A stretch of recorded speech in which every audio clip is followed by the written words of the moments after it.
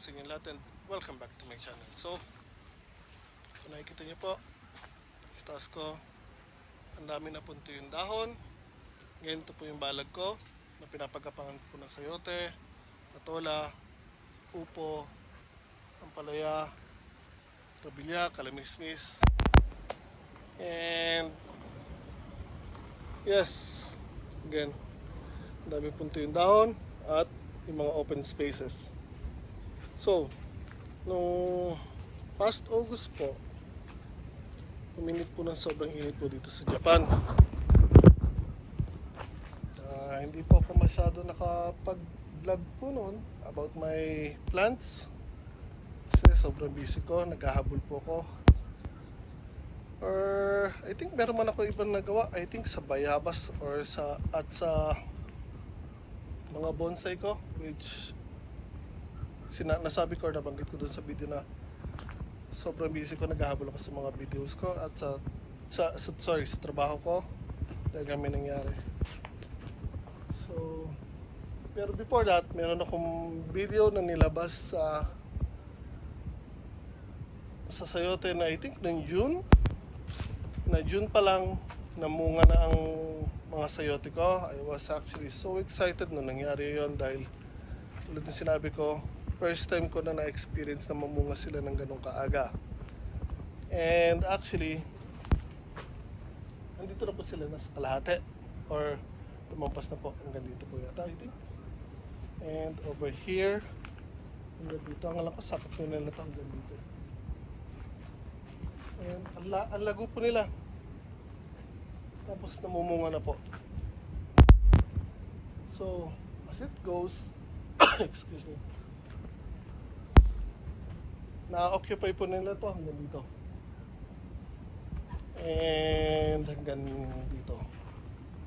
So, dahil po nangyari yun, tinalo nila yung isang upo ko doon, yung isang patola ko, which is namatay dahil nga tinalo ng sayote. Which is alright. Ayos lang po sa akin. Pero meron pa rin kasi ako naiwan dito na isang puno ng patola. Kaya ayos lang. Dahil nga, main priority ko actually is yung sayote. Pero, again, sad thing. So, uminit po ng sobra nung August, which is naging epekto nito sa puno ko ng sayote is naluto po yung mga dahon, naluto po yung mga sanga. Baliktarin ko yung camera. So ito po, ilalapit ko po, ipofocus ko yung camera. So dito kung makikita nyo po, dilaw o dilawan na. Ito maninilaw pa lang. Ito medyo okay pa kahit medyo dilawan na. Pero there, may mga ilan na tuyo na po. And ang pagkakaiba po nila sa mga bagong dahon or sanga or vine, yan po, green na green po yung baguhang vine. Yan po naninilaw. At ayan po yung mga tuyo. So again, lakad tayo sa ilalim ng balag. Kung makikita nyo po, ayan po, halos tagusan na po ang tingin nyo sa balag, which is before hindi nyo makikita yung sky kasi nga covered sila ng sayote vines. And actually nalinis ko na po yan, binawasan ko na po, tinanggal ko na yung mga natuyo na dahon at mga baging kasi nga ang pangit tingnan. So nilinis ko na po. Actually nung naglinis ako hanggang dito na po, hanggang doon. So just imagine from here, hindi ko na po sila na kuha ng video, pero mula po dito totally covered po ng sayote vines. Hindi nyo po makita yung sky dahil po puno ng sayote vines po yan. Pero dahil nga sa sobrang init, naluto po yung sayote natin. So at this point, hindi ko alam kung makakahabol pa sila kasi kahit namatay po halos 70% siguro ng mga baging ko sa taas.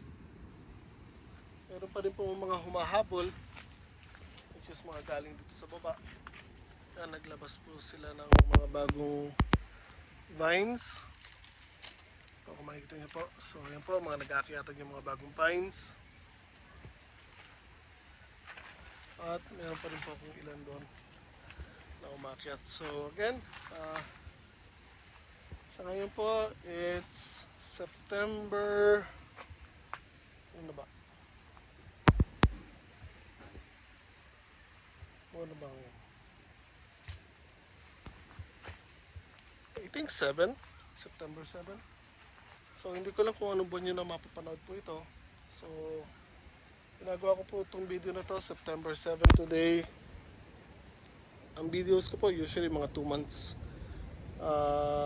ahead ako nakakapag-upload ng mga videos, or meron akong 2 months na uploaded na videos. So by the time na makita nyo po ito, hindi ko na po alam kung anong buwan. So again, ayan po, hindi ko po alam kung makakahabol pa po ang sayote ko this year, or kung makakapagpabunga pa po ako ng sayote this year, dahil nga po sa nangyari sa kanila. So if ever na magbunga pa po sila, I think probably ilang piraso lang, kasi nga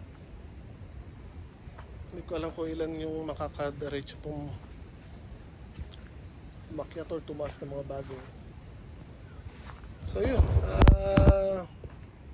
sad thing, first time na mangyari sa mga halaman ko to na uminit ng ganitong kainit dito sa Japan.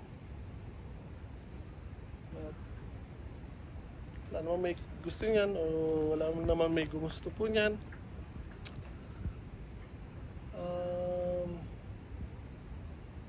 Just hope na may makapagpabunga pa ako na ilang piraso para sa seedlings po ba. So sana makapagpabunga tayo ng seeds or seedlings for next year. Kasi sa ngayon ang hirap makabili ng seedlings dito sa area ko. Makakakita kayo ng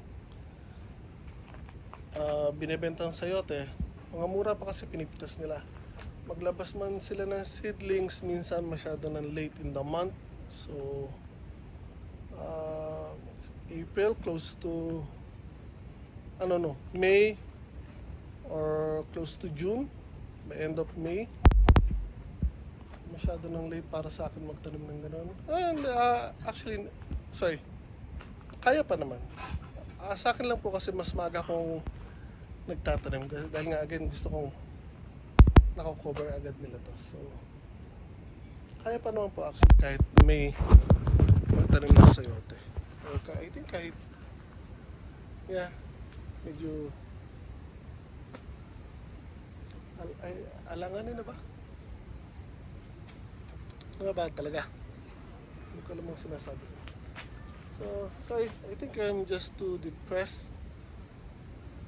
And so then, nakikita nyo yung mga bagong namatay na mga dahon ng sayote, mga sanga. And on this side, ayan naman po, upo naman po yan. Kasi yung mga upo ko dito pinagapang. Which is dapat sasakupin nila to ng sayote as they grow. Hati-hati ko kasi sila. Dito sa side na to yung patola, ito naman yung upo, at ito naman yung sayote. Then unti-unting sasakupin ng sayote yan hanggang doon sa dulo. So again, sad thing, just so pag yan makarecover pa tayo, or magpabunga pa tayo kahit ilang piraso lang. So sinare ko lang po sa inyo, or binahagi ko kung ano nangyari sa mga sayote ko. Yun lang po, hindi ko na pahabain. Ingat po tayo lahat palagi.